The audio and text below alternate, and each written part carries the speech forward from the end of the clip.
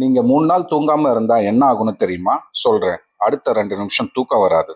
இத பத்தின ஃபேக்ட்ஸ் தான் ஞாபகத்துல இருக்கும். முதல் நாள் தூக்கத்த மிஸ் பண்ணீங்கன்னா, கண்கள் கொஞ்சம் எரியும். மனசு பாதி டல்லா இருக்கும். ஆனா பாடிக்கு இன்னும் கொஞ்சம் எனர்ஜி இருக்கும்.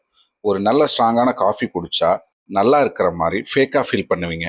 2வது நாள் மூளை கொஞ்சம் ஸ்லோவா வேலை செய்யும். மெமரி லாஸ் ஆகும். கான்சன்ட்ரேஷன் மிஸ் ஆகும்.